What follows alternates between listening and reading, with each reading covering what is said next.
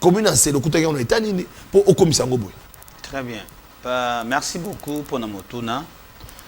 Je crois que par cette occasion, je tiens d'abord à remercier tous mes prédécesseurs qui ont eu à travailler pour faire en sorte que commune Abisso ezala na niveau ngape na kutaki yango. Mais ce qu'il faut toyeba eloko moko ke mboka babongsango mokolo moko te. Donc sengaka oyo abandi quelque part à avancer à ceux qui ont pas zui. Donc c'est comme ça. Mais au moins pour répondre na motuna na yo kobo sanate que commune Ansele ceux qui ont maison communale. Je parle d'abord de la maison communale, voilà. Bien sûr. Maison communale Ansele vraiment est comme un état moko inacceptable parce que c'est le meilleur maison communale construite en République démocratique du Congo. Naba maison communale Nyos. Oui, bien sûr, par de Belges. Je dis c'est le meilleur maison communale. Naba maison communale Nyos. Et ça là, ils ont la ville à Kinshasa. Parce que ndenge batongelango, soko komi moro mona, ils ont vraiment meilleur. Mais acceptons que entretien nango zalaka penza malamuta à l'époque. Parce que au Romona, ceux qui m'aiment les bêtis, au Mona, ils ont tanga, parce que ici, je tiens à vous rappeler, dernier entretien nango, Basarakango depuis 1992. Oui, c'est le dernier entretien. Donc, on a yaki, ba condition na kuta ki wana, ezaki penza malamte, ndena lobaki non. Peu importe des réalités que nous avons trouvées ici, mais nous devons quand même faire quelque chose. Omoni bandeko ba utaka poto wana. Si par exemple même autorité otokenda ko yamba na aéroport okomona soki ba yé ba kiti selenda fungola bango porte pour ba kota na capitale. Tina omona za quand même parmi la délégation une équipe d'accueil au bakina ko yamba officiel bien sûr ba yaka. Donc yangona ngilo ba que commune Ansele eza porte d'entrée. Porte d'entrée de la Kisaka et si kanini mutazo kende si kanino yendenge ezali déjà na porte d'entrée yango tina oyo na lobaki non il faut ngana sala que commune Ansele ezala commune le plus propre na ba commune nyonso ezala commune le plus sécurisé ezala commune même le plus protégé. OK. Et raison pour laquelle c'est à tout moment na bete rapé c'était na ba chef du quartier nanga.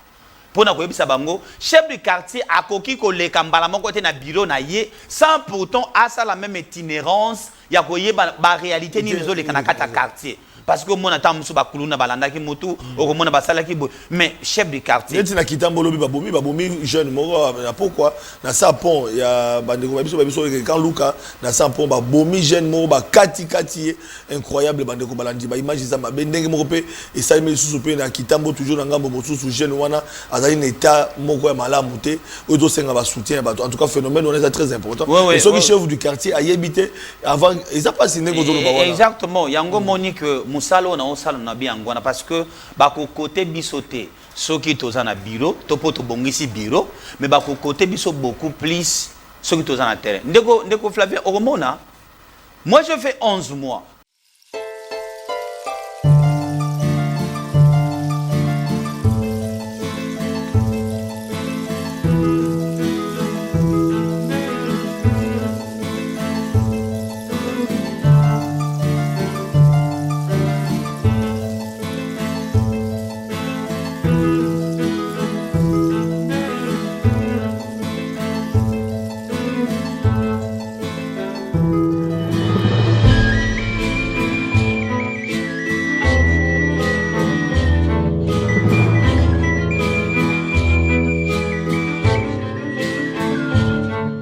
Sengozali ya papa sentinelle sengozali ya ba sentinelle nyoso oyo bozalaka branché parce que tolobaka ete to signer contrat biso na bino chaque jour du lundi au vendredi à partir à 11h tozobeta masolo pe na ngonga ya 20h bozali ebele pona kozela basango ya mboka bandeko na ngai na bandaka toujours na bandeko bazomi libanda ya Congo bandeko na biso ya diaspora bokola na biso na bouquet canal plus na 356 pe na ba oyo bazali na ba fin fond ya mboka wapi lotili kezali passé mais bazali na internet na Google na www www.pestvhd.com. Beaucoup landa Papa Sentinelle. Naba o bakataka Papa Sentinelle ba biete et sengeli ba retrouver Papa Sentinelle ezana ba TikTok, ezana na YouTube, ezala na Facebook betaka na Tokundula TV officiel bozwaka Papa Sentinelle pona koyeba mai mazali koleka. Voilà bande ko balandi boyebi bino moko ete tolaka kibino bolanda tolaka kibino bomona ki ba fiche ezali ko tambola pona koyebisa bino ete toko yamba pona bino oyo azali bourgmestre ya commune à Sele. Pourquoi bourgmestre ya commune à Sele?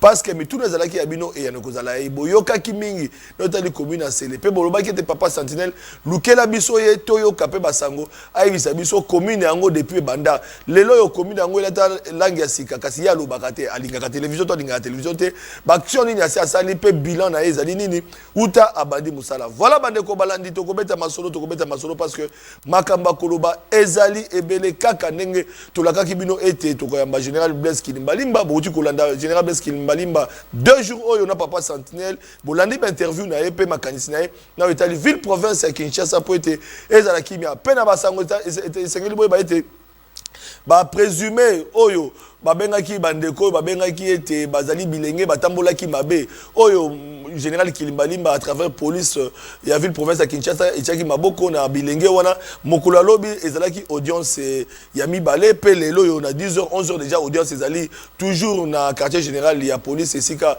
général Kilimbalimba azwami pour la bandeko yo bakangaki bango pe ba reconnaître ki plutôt ministère public qui essaie qui ete basali mbeba na oyo bango basalaki tentative d'assassinat ya maman Olive bolanda ki ndenge bazalaki kolobela yango pe balobi ete bazali ko troubler ordre public pe makambo ezali ebele na yango bandeko balandi na ngambo mosusu pe avocat maman Olive pe batelemeli ministère public pe atelemeli tokoyeba makambo ngo ndenge ezali kokoba na bandeko ya force du progrès et kosuka wapi pour na bandeko batule Papa Sentinelle ndeko asalaki vidéo pour na ko menacer ni général Kilimbalimba bolandi bino moko ete auti ko senga pardon à partir à Brazza parce qu'azali en exil ndeko Joël Kitenge asengi bolimbisi na général Kilimbalimba ete azali congolais azali akozala à l'aise soki azali na mboka na ye toyebite mo na mboka général Kilimbalimba kolobani ni mais sengi bo ba ete dossier ezali na maboko ya justice pe boko landa Constant Mutamba oyo akokoba na musala na ye pona koloba ete justice esengeli ezonga na nzela pona ba o bazali bakangami ba détourneur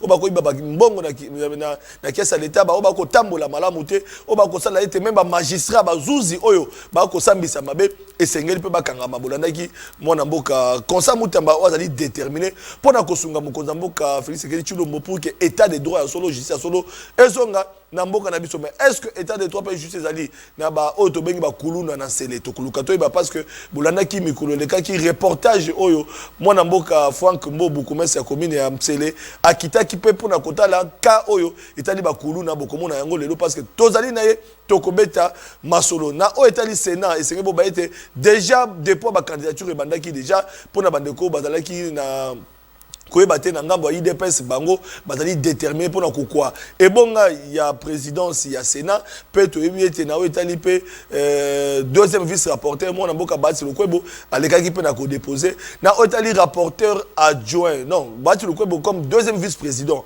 ya Sénat na etali rapporteur adjoint mona mboka Salomon Escadela asi a déposé candidature unique ya opposition wana Papa Sentinelle azali koloba pour ete to komona ba koluka ko fabriquer ba opposition mais sengebo ba ete état de droit ya solo pe ba sénateur ba ko trancher pour na poste o ezali ko revenir na o esengela kamba na rapporteur adjoint ezali poste ya ba ndeko ya opposition tozongi na émission na biso bandeko balandi ndenge to bisaki bino invité na biso azali déjà wana lelo to kobeta masolo ndenge to lobaka ete to kui ngolo na ba poil na ye donc voilà beaucoup mestre ya c'est le mwana mboka Frank Bo yeo qui j'annonce déjà son entrée il est avec nous honorable député provincial, mais à l'objet Atiki Makamba députation provinciale.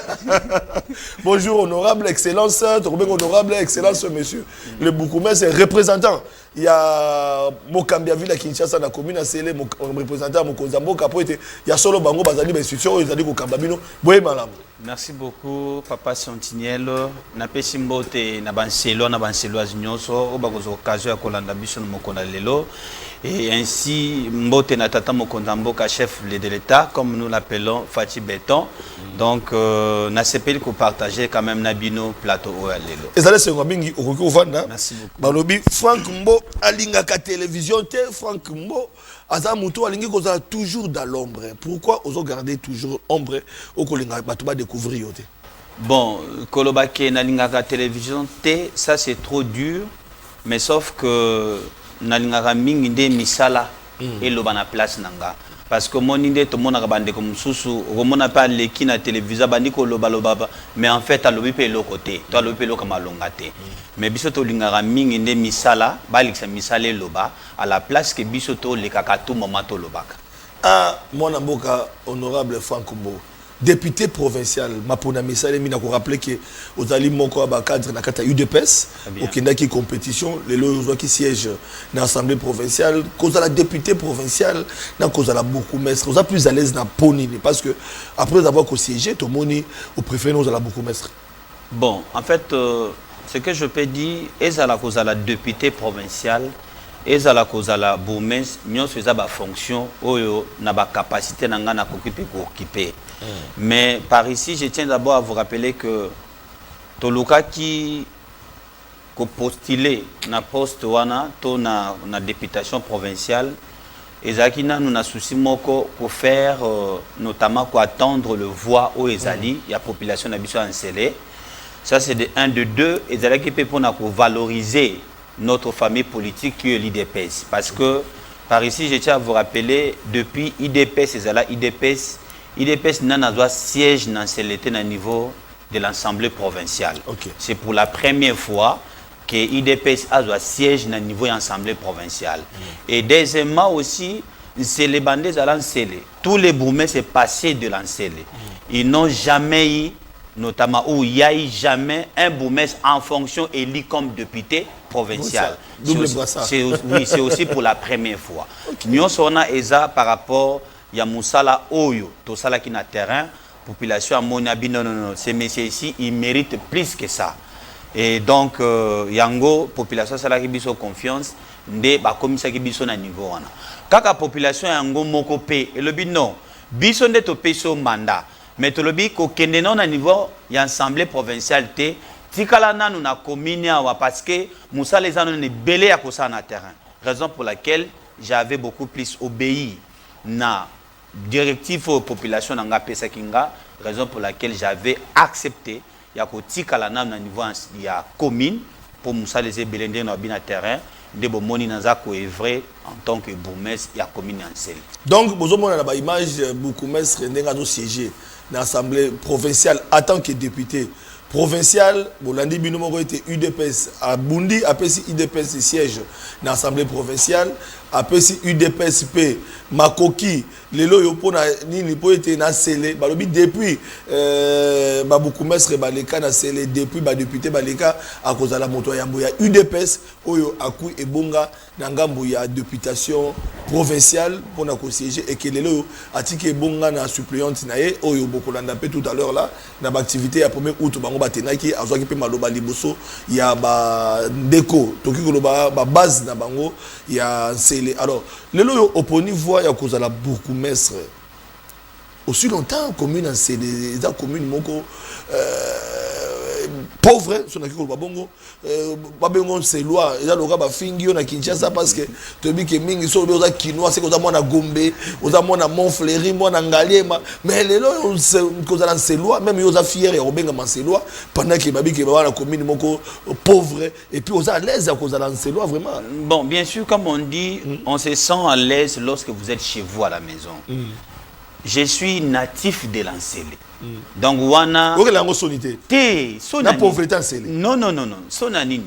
Donc, je suis natif. C'est l'épée, il ngolo bateke Ancélé, toza pauvre, ou carrément, ceux qui mutazo fan en Ancélé. Oui, on reconnaît Ancélé na casquette d'autres bengaga.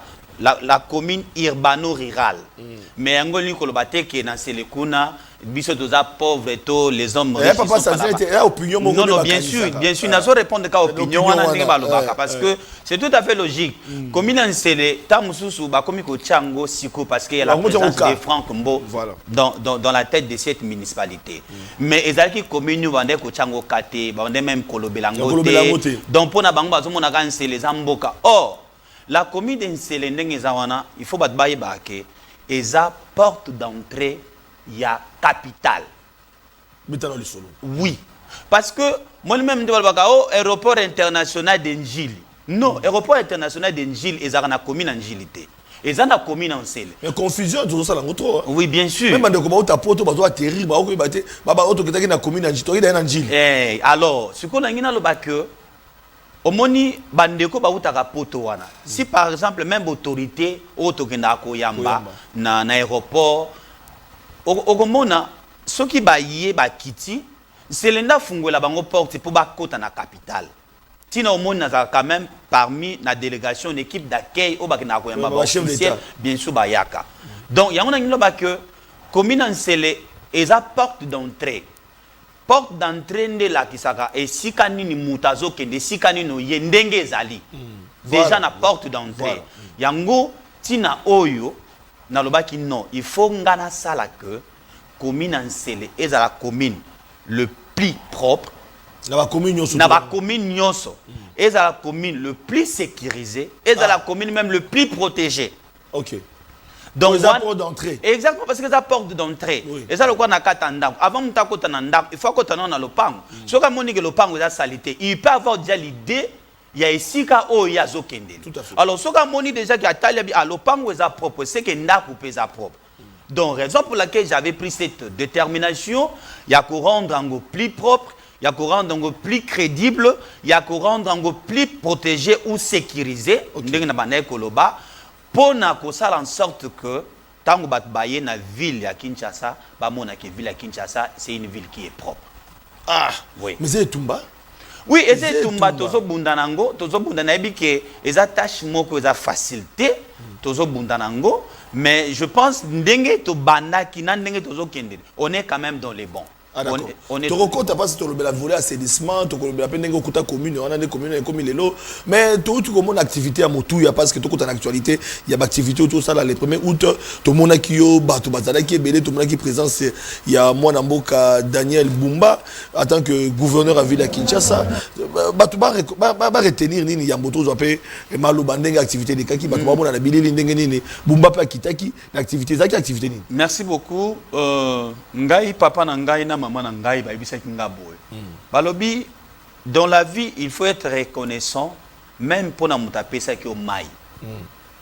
Activité, il y a le 1er août, beaucoup plus, na pensé qui peut na maman nangai, ou ya kenda tikabiso, na ba Congolais belé, notamment, oebi kenamboka na biso, est toujours dérangé, menacé, et oebi même, ba utaye ko ça la cérémonie na Kisangani, par rapport à guerre côté là qui biso d'une manière injuste entre des Rwandais et des Ougandais, ils sont venus notamment pour ça la guerre na Katamboka na biso. Alors on a pensé qui aussi par rapport à réalité wana de na kansaki aussi qu'on remercie pe ba base na biso. OK. Na journée wana qu'on remercie pe ba base na biso parce que il faut ici de Flavien ko yeba que les gens ba tumuso ba voter ki biso ba kufa pe. OK. Alors pour la mémoire na bango ataba kufa mais fallait un fils ko pesa bango merci même ils sont plus avec nous ndena kansaki ko organiser journée wana pour na ko remercier ba base na biso nyonso ezala ba o baza en vie ezala ba o baza invité le gros zaki journée réservée il y a ba mort donc je pensais dans ces donc activité wana ezala ki beaucoup plus pour na ko pesa merci na bandeko basala ki biso confiance yango aussi na profiter na micro na bino to na caméra na bino na kopesa merci na excellence monsieur le gouverneur de la ville Daniel Bumba ainsi au président de l'Assemblée provinciale. OK, bien sûr Ndeko Lévi Bambuta qui nous avait aussi accompagné et aussi il y avait des députés notamment notre frère honorable caissier qui est Socrates, il y avait aussi messieurs les rapporteurs, il y avait aussi certains députés qui étaient avec nous, y compris mes collègues Boumès qui étaient là, quand même... bien sûr qui étaient là avec nous, qui m'ont accompagné dans l'activité, donc ils sont là qui pendant la récite. Mais beaucoup plus, merci encore une fois, la population,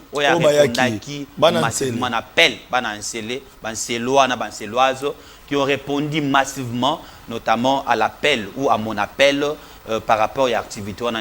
Mais tout a été bien passé Donc ambiance ezaki totale. Voilà bandeko balandi TV za radio te. Tolanda condensé ndenge lekaki et puis tozongi na plateau pour que to commenter. Deuxième point, il y a ba question na biso parce que tous les allés belé. Bandeko bolanda biso à travers le monde. Ozana poto. Botona biso na bouquet canal plus 356. Botona na biso na bamboka courant ezate TV do laxate mais boyebi ki papa sentinelle akuta na bino www.pestvhd.com en direct boto papa sentinelle. Bokomelinga même na WhatsApp na ba SMS tokotanga ba message na monsieur le bourgmestre député provincial mais Ouatiki Kazaka qui député andimine à servir bana yansele TV za radoté ko balandi toza de retour na plateau toloba qui était sengeli to tuna na bourgmestre na biso ba question e bandi ko ya ebele ya bande ko na biso na niveau ya likasi vraiment parce que eza ko coïncider na sujet na biso ya mokola lelo te me bande ko ba ko senga ndeko bien bonjour papa journaliste Flavien, j'espère que vous allez bien, nous tenons vous demander que vous puissiez plaider pour que notre frère Adrien, qui vient d'obtenir son diplôme d'État avec 86%, qu'il ait sa bourse d'études, plutôt qu'il ait ses bourses d'études du gouvernement Fondation Nyakeru. Oh, faut pas bon. Nous sommes à Likasi dans le Haut-Katanga. Voilà. J'ai donné l'information, mais Fondation Maman Denise Ezali menait des démarches, allait contacter la fondation à la télé, papa Santina Rosalanine. Bon, je plaide pour vous auprès de Maman Denise Ezali Bande Kokuna, Babé témoin dans 86%, Bako Senga bourse, Dengue occupé sa bourse, na Bana Kilas. Donc, nous allons du côté, il y a une émission, poser des questions relatives à Bourgmestre Touzani Naye, et puis par rapport, il y a Bapor Naye. Alors, question d'ambition, monsieur Ozala, monsieur le Bourgmestre, Otiki, tablier, il y a député, on dit Ozala, Bourgmestre, il y a commune à Sélé. Commune à Sélé, au Koutaka, on a étanini, parce que image Touzani comme on a, commune à Sélé, même Ngaï na Kamou, on a image ici, commune à Sélé, et là, ta langue à Sika, aux hommes, on a déjà, au moins, on a commune, mais hors commune à Sélé, pour nous bande Kobayebi, tant que vous à Kindaka, ils allaient délabré, au Koutaka, c'est Boukana, même Kinko, les gens n'y allaient plus. Alors, commune à Sélé, au Koutaka, on a étanini, pour au commissaire Ngoboy. Très bien. Merci beaucoup pour Namotuna.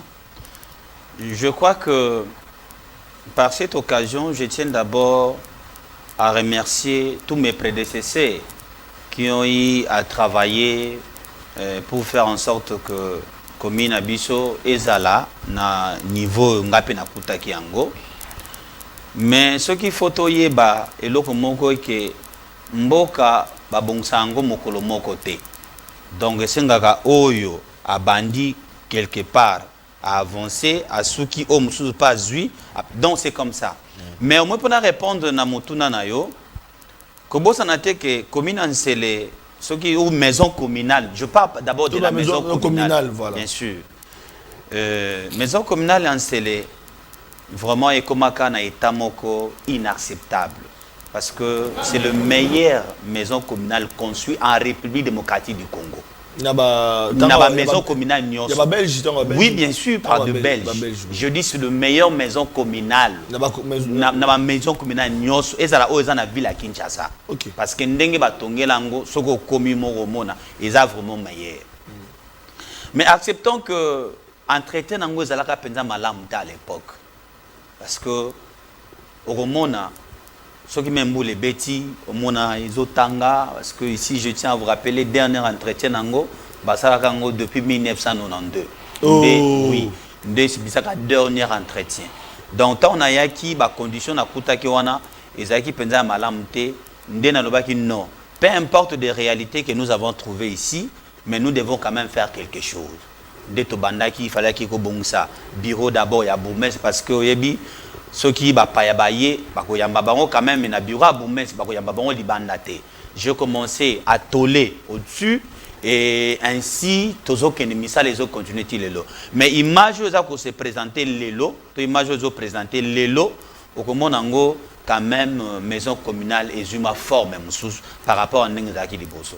Donc tokuta ki on état penza malam mingité mais tout ça est quand même effort. Tobandi ko bongisa ndo moni eza quand même kokende malam. Donc so moni misala pesérité pour misala eza ebelé à kosala.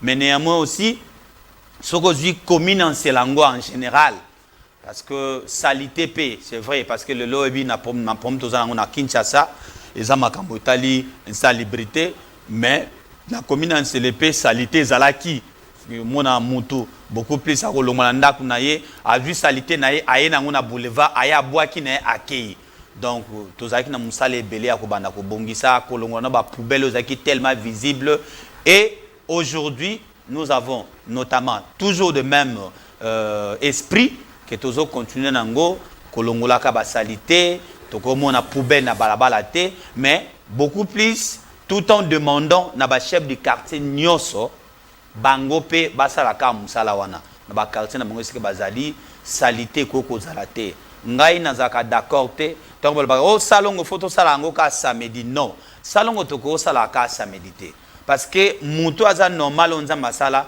asokola ka mai mikolo nyoso c'est pour dire qu'il y a ka mikolo ndenge nzoto zaka na posa ya kosokola mai mikolo nyoso eza ndenge moko pe il faut nzoto ezala na posa ya ko vivre na environnement eza malamu donc salongo eza likambo ya chaque jour tango bimina ndako no il faut ta l'environnement no ndenge ezali olingo cha mwa mesa na oteka bilili ndenge bana gozo expliquer bato olingo cha mwa mesa na oteka il faut bongisa place oyo okosala musala je pense que ndenge système wana na instauré na nsele okomona ndenge na lobi que sele ekokende liboso même à ce qui concerne l'insalubrité déjà nous de l'autre côté là-bas tozo bundela ngo penza makasi je pense bon mona qui dernièrement to sombaki moi mais alors mutuka na bato bazo mona pas c'est ngamo na kamwa ki mutuka wana eza mutuka nini initiative na nini et ça non initiative parce que ndenge to baki problème na biso ba congolais toliko yokate donc to zape tantôt na moi conscience pendate parce que mon andi na bi muta alongoli salité liboso ya ndaku na ye ayena ngona balabala à l'état a déposer a boaki yango ozomona alors yango to zaki mituka wana eza na cadre ya sensibilisation déjà parti à 5 heures mituka wana bana ko tambo ya mituka domba pesio na beaucoup na gouverneur à ville don wa plutôt mutuka na commune de Sombi. Bon je pense que za mituka oyo to bundi na bandenge na biso commune na befort na biso to donc na commune c'est donc au Sombi bien sûr ya on a vu que to bundi na befort na biso na commune to Sombi mituka wana pour na sensibilisation parce que motango zotamba na tongo zo bake ko boaka salité na nzela te longola salité soko tie salité bo l'état ko kangayo je pense que babiloko na même à l'époque ezalaka au moni service de bando bien service à hygiène babana ko tambola pe pona ko sensibiliser batu que kotika salité te bongisa toilette na bongisa le hôtel esprit wana nde zongela kingai nde na kansenge no tocha mituka wana po etambola na tongo musuze kendaka koto ya maluku musuze ke ti kota aéroport ezokongola ba salité te ezana ko sensibiliser population ko yebisa bango ke ko chabo soto na balabala te bongisa esika oyo saela musala ozomona poso ko bongisa te l'état ko kanga yo ko futa ba man et soki mituka na leki meno ba moto wana yango eza pona ko luka ko ramasser salité to komona cette balabala te kolongola ba salongo spécial donc au tila ba mituka sensibilisation ezotambola ekoti ezolobela bango et puis mususu eyo le kanasima oui mususu ezoleka ba moto ozomona wana yango eleka rôle nango pona kolongola salité pe ko ndoko kango donc organisation interne ya bino ça c'est notre organisation à nous interne. Ah bon? Oui, c'est notre organisation à nous interne. Yango monique dans la lobaki na yo commune Nsele eza porte d'entrée à ville à Kinshasa. Donc nous devons l'assainir, nous devons les protéger, nous devons les sécuriser. Donc yango monique na baki commune Nsele il faut à la commune la plus propre par rapport à la commune Nyonso parce que na balabala bazo kombola liboso aéroport ezalaka batu na yo ou bien ba ONG non ezala ba service ebele za wana aussi aéroport parce que yango beke aéroport wana soko tali na caractère nango ezaka penza ezo dépendre pendant na commune à 100% te ozomona eza beaucoup plus ezo dépend na ville ou je peux dire même na gouvernement central mais ngaloko les na kata commune ngai moi aussi je mis quelques personnes oyo même au long à boulevard basala ka salongo bazobongisa pour que ezala toujours propre balobaka bo vana bazando yo vivanani te nansele faut pas ou karma nansele faut ba mapango to ki beaucoup mais ça oteka ba mapango toujours ka ba biloko wanyo so ba beaucoup mais ça oteka ba mapango nansele tout ça o vivana yango non moi je crois que il faut te rappeler batwa boumé ça za chef coutumete boumé ça teka mapango te mais ce qu'aujourd'hui caniva o tozana ngona ville sur qui fixe des taxes, des impôts, tout ce qui est comme taxes. okomona eza na taxe moko babenga yango taxe sur le morcellement. Taxe wana ezalaka na nomenclature auto za nango ya ville. Alors ça arrive des fois pendant des morcellements où bato baza ko morceler ba concession na bango, il peut notamment payer des taxes de la commune parce que eza qu'on reconnaître par rapport à la nomenclature où eza na ville. Vous comprenez? Mais sur base de ça parce que c'est bon, biso locatif to pesa mongote, to pesa musuzu commune moi terrain moko par exemple. On ko bossa na te, biso na commune Nsele. Toza na ba marché te. Ça fait mais aujourd'hui politique ni nous ça là pour que au redorer image ya commune Nsele. Tout à l'heure là to kolanda ba salon ndenge zali ko salima mais question ya la population aux en entraité au sala kande obisa mbongo no ya poche na yo po bongisa ba bureau au sala kande nini est-ce que ça aussi les gens se posent des questions. Très sincèrement je veux dire que ndenge bat balobaka basunga l'état est-ce que l'état basunga ye mais je tiens à rappeler aussi l'état sungara biso pe na makambo ebele. Pourquoi pas biso pe photo sunga l'état? Tokokipe ko sunga l'état parce que ce qui est important eza ba résultat autozoloka. Ce qui va tirer au chef quelque part, c'est pour dire que l'autorité numéro 1 a placé confiance mongo likolo na yo.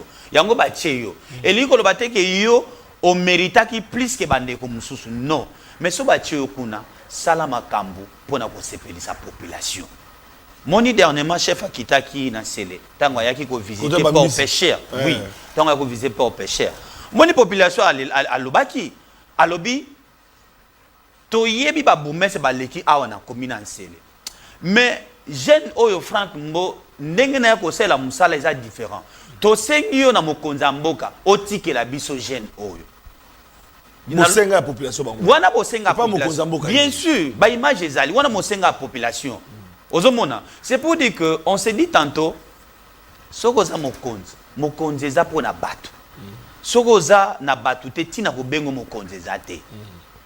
Peu importe ezale wuti soki na poche ya nani. Ce qui est important pour moi, ce sont des résultats que les chefs et la population attendent de moi. Les réalités que nous sommes en train de traverser dans nos communes, je pense que collègues aujourd'hui, les communes sont presque dépourvues de tout. Moyen le côté. Moyen zate. Talande tinga na commune Nsele. Na marché te. Marché zate. Mais on vit comment? Le loba marché pirate est comme belé. Pourquoi? Parce que le marché, marché comme moderne, le marché officiel, le marché on a exaté. Le lot au monde, même la taxe n'a pas de la commune. Et belé le lot est kenda au tête de ville. Raison pour laquelle nous avons excellence Daniel Bumba à revoir Biloko wana. Parce que la réussite du gouverneur, ça dépend aussi du bourgmestre. Oui, ça dépend aussi de, oui, bien sûr, ça dépend aussi du bourgmestre. Et on a dit que abo sana biso ba bourgmestre était.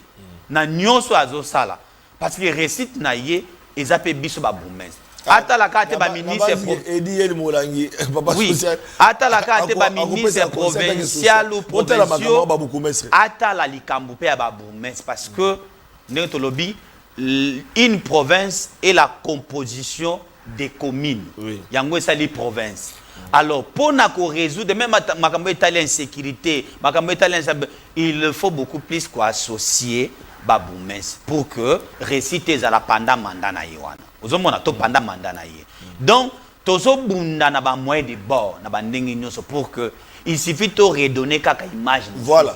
Pour toyo qui s'atata mokonda mboka sonité, toyo qui sa même peu gouverneur sonité. Donc tozo bunda na ba ndengi wana. Na vola kin bo peto toleli voilà.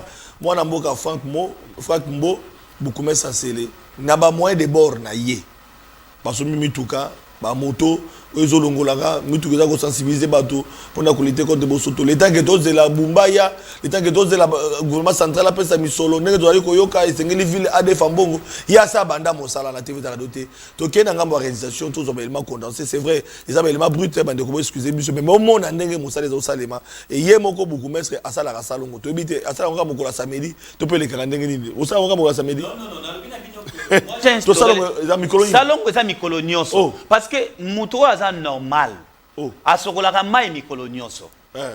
Imaginez-vous ce que tu bito sala salon ka samedi salité côté lundi mardi mercredi jeudi vendredi est-ce que tu kolongolon ka samedi non de pas na salon mikolo nga pa na nga salon mikolo yango na lobaki même nga avant na koma na bureau nanga na le canon na terrain Ah na bon? tali salité za place tel Yo moko ça itinérance je dis chaque jour. bien sûr c'est chaque jour, ça c'est mon travail, je fais parce que on m'a pas envoyé pour dans la chef il y a bureau mais beaucoup plus dans la chef on a dans le terrain et raison pour laquelle c'est à tout moment na bête à rappeler c'était na ba chef du quartier nanga pour na koyebisa bango chef du quartier akoki ko leka mbala moko te na bureau na ye sans pourtant à ça la même itinérance ya koyeba ba réalité ni zo leka na kata quartier parce que mon attend musu bakuluna balanda ki mutu okomona basala ki bo mais chef du quartier neti na kitambo lobi babomi jeune moko na pourquoi na sa pont ya bandeko babiso quand Luka na sa pont babomi jeune moko bakati incroyable bandeko balandi ba image za mabe ndenge moko pe et ça me susu pe na kitambo toujours na ngambo mosusu jeune wana azali na état moko ya malamu te oyo senga ba soutien bato en tout cas phénomène on est très important et ceux qui chef du quartier a yebité avant ils a pas signé ko zolo ba wana exactement yango monique musalo na osalo na biangwana parce que bako côté bisoté ceux qui toza na bureau topo to bongisi bureau mais bako côté biso beaucoup plus ceux qui toza na terrain ndeko Flavien Oromona moi je fais 11 mois bon en fait parce que tant on a bandi musala na banaki le 5 janvier 2023 to commis le 20 décembre 2023 ndeto kendaki na maponami okay. Dans les 11 mois que je fais population est lianga. Pourquoi? Ils ont vu par rapport, bien sûr, il y a Moussala Otobane ko sala, Petozo continue ko sala, Tozaki na terrain. Ozomona, il y a on a dit que population attend de nous pas du fait que Tofani na bureau, Ozo ya Mbabatu, bureau climatisé, non. Il faut être au terrain. Voilà. Quand nous sommes sur le terrain, donc exemple, population voilà. Population qui peut s'habiller confiance. Voilà sur le terrain, salongo chaque jour, contrairement à Bandeko, parce que salongo samedi, il y a poni salongo chaque jour pour que c'est les bopeto, c'est les bopeto, c'est les ekobonga. Toké nanga ba réalisation, tozo yango ba eza ba image brute, au moins à chaud, ndenge makambango zo salema et bongo tozo na plateau.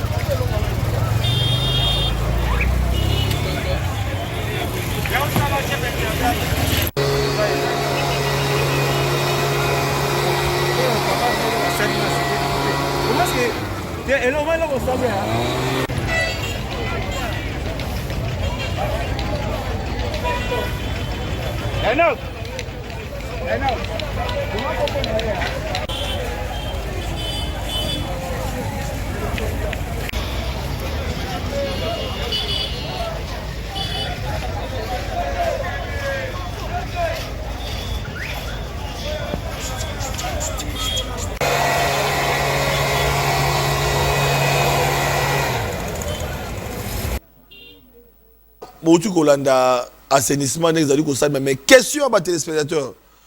Tout n'a beaucoup mestre à l'objet que chef du quartier, il faut aller à la 40. Il y a ça itinérance avant qu'on bureau. Mais est-ce qu'à Koutanaka, Yemoko n'a pas chef du quartier? Est-ce que Yemoko, excellence beaucoup mestre, à Tambolaka, n'a pas quartier, Moutouna population? Yomoko nano, est-ce que itinérance, oui, il y a Salongo, mais Sukoyo, le chef du quartier, Tambolaka, Yomoko n'a pas chef du quartier? Merci beaucoup. Je pense que Babili les alliés beaucoup mona, sur moins chaque mois, et les karatés sans pourtant convoquer réunion, n'a pas chef du quartier, même n'a pas chef de riz. Ok. Parce que, au moni, mboka na biso, na tangu ya kala, ba pesaka valeur wana na ba chef de riz. Le même tolbel makambo est l'insécurité. Ce qui te zongi seli ba chef de riz, valeur wana, au monde insécurité aussi la ndengeni. Parce que le chef de riz, il est censé akoyeba motonyon soit na kata aveni na ye. Ce que peut mutama be moko akoti, chef de riz akoyeba. Abatala moni mutado sala makamwana, eza mwana ya mama X, mwana ya mama Y. Mais sauf que to luka ki pe mo ba méthode moko to tchaki en place, y a pas moyen pour na lobelango na télé, pour na ko dénoncer bana oyo tozobenga ben civique ba kuluna notamment et beaucoup plus na zwaka rapport et pas ba chef de riz ako benga ngai tala mwana tel ya mama tel bien sûr moi je donne mon numéro non ba oh non c'est loise azan numéro dans nga téléphone penasé la ka numéro moko mi balete OK donc je reçois les informations en temps réel yo mo boyamba nga moko nga na na téléphone nga ezwaka temps belete pona ya mambu na téléphone. Pourquoi? Parce que nous avons cette approche de la population. Et surtout beaucoup plus pour avoir les informations en temps réel. Les Camerounais sont même les autres wapi. Nga ba ko benganga. Pour ba yebisanga. Engai na bengi. So na bigi za commandant mo za place na bengi commandant wana. So que za mututa nga mo na bengi. Pour na biska na za informer les Camerounais les autres salama. Mais rencontre na ba chef du quartier de na lobby eza na sala ngo presque chaque mois. Nous avons une orientation. Nous avons awa beaucoup plus un système de l'assainissement, de l'insécurité. Et l'administration. Parce que tout le monde le chef de quartier a mingi si commis kolo. Or, baza pena na force, tu vois, ya gosala pena musala malamute. Yango tozo tala. Tozoluka beaucoup plus pe moi ba jeune to remplacer ba jeune ba kolo bazala ba jeune pe bazala pour permettre biso tout ça la musala malam soki to bandi ba salongo ko mona même o baza ba kolo moni bazo ko kapenzate mais ba jeune beaucoup plus bazo aider biso pour tout ça musala wana alors nakuta na kana ba chef du quartier à tout moment ba réunion ba chef de riz à tout moment ba réunion juste avec l'objectif ya ko pe sa vision nanga. Na bilili ba tozomona ndenge ozokuta na ba réunion na ba chef du quartier ozokuta na ba chef de rue ozopesa vision na yo mais likambo ya ba spoliation na ba chef coutumier parce que okoka lelo lobi ke beaucoup mesa ko teka mabelete on a utu koloba yango beaucoup mesre aku ko teka mabelete ako commencer là mais a bénéficier na ba dividende ya ba taxe o ezali ko revenir na bino mais ce que tout le monde dit comme ba chef coutumier na sele okoyoka ba chef coutumier ateki mabele ba teki bitumbe bimaka oh chef coutumier ateki la mabele après combien de problème est-ce qu'on sera peu de temps ya ko sensibiliser pour vendre na ba chef coutumier. Merci beaucoup. Je pense que problème est qu'il y a des conflits fonciers, mais aussi il y a des conflits autour du pouvoir coutumier. Alors, nakolobanon makambo etali ba conflit parcelleur. Soko tali penza olandeli source, il y a des problèmes wana. Nga nakoloba eza ba chef coutumier te. Mais sauf que ezata mususu bana ya ba chef coutumier pour na bande découper ba chef coutumier. Pour nani na lobi bongo. Moi je reçois les documents. Okomona mutu mususu azo signé mukanda akomi ayant droit. Or, ce qui moutaza ayant droit est salié coutumier.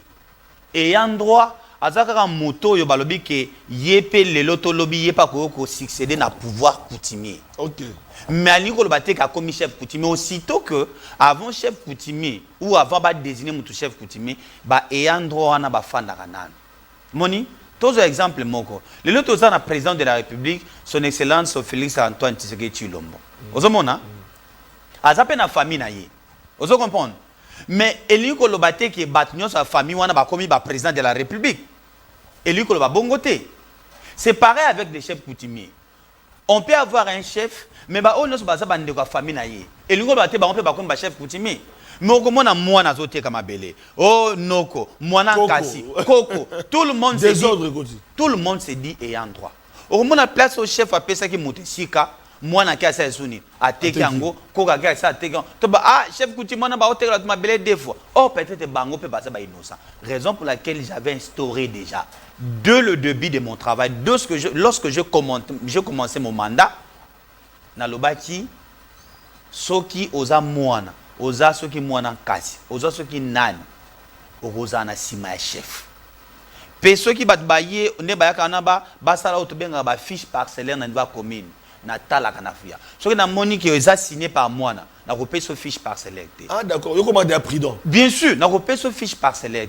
Moni na ko tchaba notation na komi ke moto ya tegelo mabele aza chef coutumier. Mais aussi ezoya makasi pe par rapport il y a des politiciens qui sont aux alliés ou par rapport il y a des autorités qui sont na mboka parce qu'aujourd'hui tout le monde mutali koyoka komba mabelete soka comme mabele il veut s'imposer même ya ko boto la chef coutumier mabele na bango parce qu'il y a zabo et ce sont eux-mêmes qui sont en train d'appuyer ou d'entretenir des conflits autour il y a des pouvoirs coutumiers mutaza na droite parce que il est familiarisé na mutu songolo pakala allez oui bien sûr il commence maintenant il y a bakana osala kadeni oye pe bomoni mutu asombaki bongote bami bato bazosa ba bloko wana atie ba mapinga ba soda mais yozo abukume sosuki na balabala bakana comme la parce que oui bakawana abukume se belé bato kutana bakawana bien sûr bakawana toza ayebo akuti boye JR akuti boye FRDC, à côté de police, général Kingani. Alors, il y a beaucoup de c'est Asuki. Na bablo ko wana bozo kuta nango. Conseil on peut ça badiga. Yangona lobaki que au moni mboka na biso, d'ailleurs sur aujourd'hui même attribution à Boumès, on dit il est le représentant du chef de l'État. Ozomona baka wana tokuta nango ebele. Koboza nate, c'est les alokwa commune moko à chantier. Parce que batu bazo tonga mingi na secteur wana. D'ailleurs, tu vois même le plan ou projet à gouvernement provincial, il y a moi Mboka Daniel Bumba. Au Mona lobby, il faut tout désengorger centre-ville, tout même na commune Nsele, commune Maluku, commune Monga Fula. Oui, ma place vous habite tonga parce que développement ko zalaka na kwa mon côté. Il faut mutupe so route aéroport, azana posa des fois yaka akoya maman ake par exemple à Fandi kuna sali ba séjourner kuna ninga zonga yeka ka zumba la moko vol ake naye. Ça ce sont des projets que nous encourageons. Mais problème wana autre problème est ali ba trafic d'influence. Parce que il est généreux, il est ceci aya s'imposer. Pas ci basoda. Oui, a tiepe basoda, ali ba tu bandi ko muta ko poussa na Boumès lo ba Boumès nani. Oh, les Boumès il n'est pas n'importe qui. C'est le représentant du chef de l'État. Bien sûr, c'est le représentant du chef de l'État. Il représente le chef de l'État dans sa commune. Il représente aussi les gouverneurs de la ville dans sa commune. Donc il n'est pas n'importe qui. Au Moni, à l'époque, tout le monde a un commissaire des zones. Nous, on a grandi.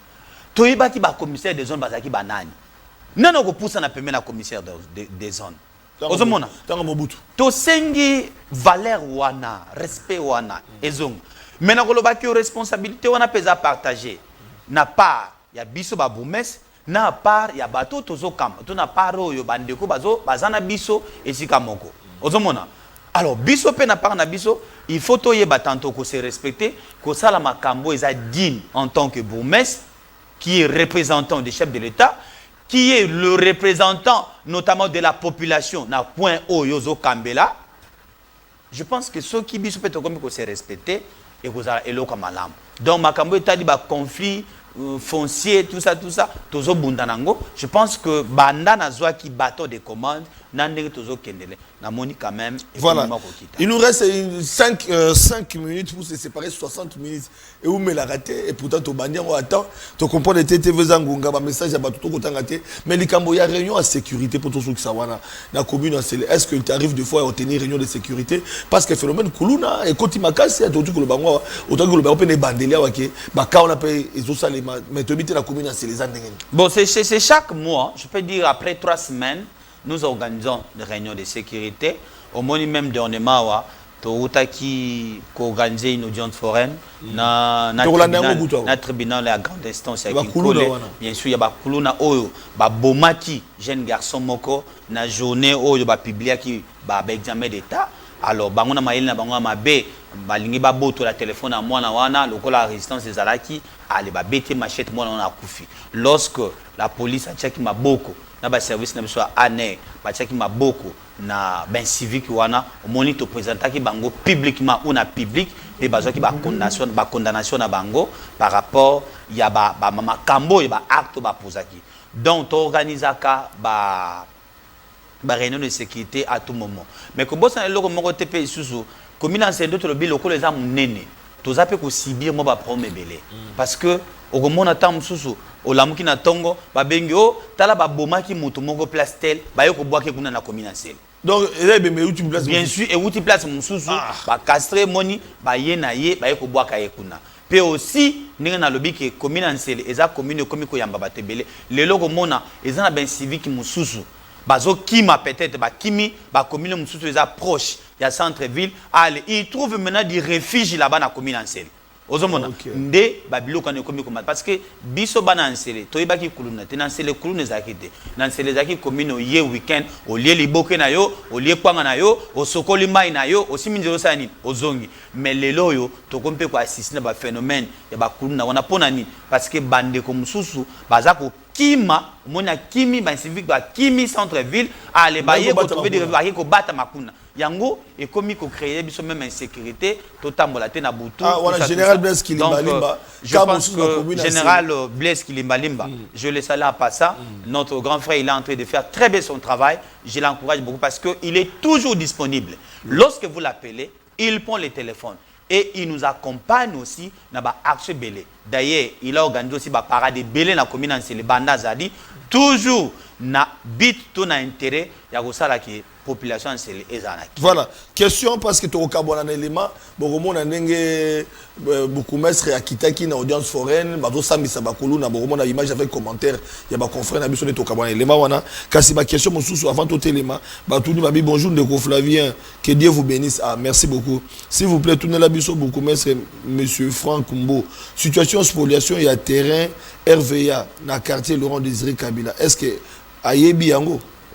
Oui, je pense que situation de spoliation à terrain à RVA, je suis informé. D'ailleurs, j'avais déjà écrit au procureur parce que il ne faut pas oublier ici, mes attributions, c'est de protéger les espaces publics de l'État.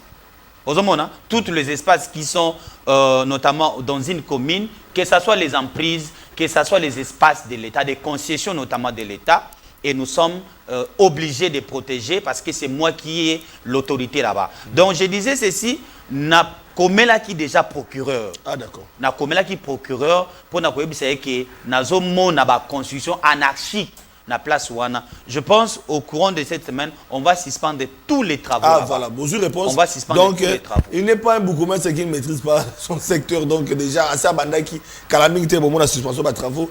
Et comme ça, justice ça là-bas, il va m'amour le Canadien. Bonjour Papa Sentinelle, nos encouragements pour l'émission. Merci. Et nos salutations à monsieur le bourgmestre de lancer de continuer dans le même élan, résultat et cause à la bien, de corriger Mongwana. Abi otik la gana élan, on a résultat et cause à la bien. Bah question c'est belé, n'a donc réalisé qu'on a bah ça n'a pas bah de cobaladi. 50 plutôt 60 minutes et vous me la raté, je ne sais pas lire toutes les questions parce que ma question Ezali et belé, réalisation bazoboya, hein, réalisation abouy nangai abouy natanga ma message. Alors na habité ça ndengeni voilà donc ils ont obligé Yarokata émission bonjour de Flavien Yebisa c'est que le chef du quartier Mibou et mangengenge basalaka elo côté encore beaucoup mestre asalaka salongo kaka na quartier kinko le bongo et faux banque campem bibwa. Merci beaucoup. Na salaka salongo na quartier et faux banque te campem disons na quartier ka kinko l'été. Normalement dernièrement les samedis prochains les samedis les samedis passés, nous étions au quartier Terre Jaune, Tobonsaki Terre Jaune, et Nabi Boato Salaka. Les Cambozalia ou à pied pour tout récit, c'est pour dire que la population peut azana pas dans ma Cambotali assainissement. Parce que Togo ya te biso to bongisi population azana conscience il y a ko maintenir propriété au biso tiki. Okomona koto bosala ki salongo lelo soki boleki lobby batu bazui abwaki sous salité. Alors eloko on appelle tozo bake il faut parce que ngamo ko mokondi ngana zo pesa déjà nzela nazo la ça déjà nzela. Alors o etikali bamsu il faut balanda. Donc to sala ka salongo ndeto bito konvoka ba salongo spécial que ça soit campem Bibois et Fong. Ba image ezali. Nakola ça même de quoi lobby wana. Nakoba ke moni out to sala ki na campem. Moni out to sala ki na Bibois. Moni out to sala ki na faux bank. To sala ka yango comme je dis c'est presque chaque jour chaque semaine. To sala na terre to sala salongo. Mais ko bossa na te notre commune elle est vaste. Zomona. To sala ki même ba descendre on a ba descendre pour aller palper des réalités na niveau ya ba quartier. Tokenaki na quartier Dingiding, quartier Dingiding oui quartier Dingiding. Déjà pour tout oui merci. Quartier Dingiding et ça quartier yo ils ont séparé notamment province ville à Kinshasa na province ya Congo central. Mais également ils ont na quartier ya commune en Sele. Et tokenaki na ba quartier Kikim, ba quartier Mwadi, on est allé vers Mangenge là-bas. Donc c'est maintenant que je suis en train de faire déjà ba tourner pour na palper ton yeba quels sont des réalités aux populations dans Ngado Sibi. Na ko compter car na ba chef du quartier té. Raison pour laquelle ngamo na zo kita siko na ba quartier pour na yeba population bisanga tala biso na quartier na biso et le hôtel. Tala biso bo chef du quartier sala comme ça. Personne qui va biso ba ça na longoli yo. Oh oui, complaisance c'est daté. Non, il y a pas de il y a pas de complaisance là-bas parce que chef du quartier, il est le représentant du bourgmestre là-bas. Donc, on va mon chef du quartier, mon bourgmestre. Bon, il y a ce sala comme ça là, tina noizani. Voilà. Tina izate donc na kolongola yo na chemutu mususu. Alors, l'audience foraine est continue parce que tout cas bon élément wana ya audience foraine, ba ka ba kuluna o bezo sala maso ki zali ba to ba bondo mona ba konana samo publiquement pour que pe ça pe ba tu mususu bilenge mususu occasion ça la même be baté na banzi. Tozo continuer ngo, je crois que le vendredi na rozala na quartier Bingi Bingi ou na village Bingi Bingi là où on m'avait informé bakanga qui peut à peu près dans le 8 kuluna ou bando sala pas déranger population de l'autre côté donc on quitte na tribunal pe kuna pour na ko sanctionner bana wana na ba pratique mabe bazo sala ou bazo nyoko la population na biso. Voilà bande ko balandi, merci beaucoup na beaucoup mestre bolanda qui na invité qui azo qui contre-temps parce que bakambia mboka sengo ba été à numéro 1 sengela dans l'aéroport en Chili à s'excuser et les loyo azalaki na biso bolandi mituna zaki bino zaki ye toto ka bolana audience foraine ya bakulu na salma na Sele avec présence ya moko beaucoup mestre pe bolandaki tokuko bona kokoba na base que très prochainement pe toko yamba pe ba beaucoup mestre pe bandeko mususu et boze la rendez-vous na bino na gouverneur ya Congo central grâce Bilolo ou pe beaucoup zo ba interview akompeza pe makanisi na na otali province na bango edi yele molangi na ville province ya Kinshasa akuzala pe parmi invité na biso pourquoi pas Daniel Bumba ndenge pe ndeko alobi ete yamba pe Daniel Bumba ay solo pe na ba kinois voilà bande Balandi Boza a toujours branché na presse TV à partir de 11h puis à 20h Boza là Bozo so basango TV Zarado Matondo mingi.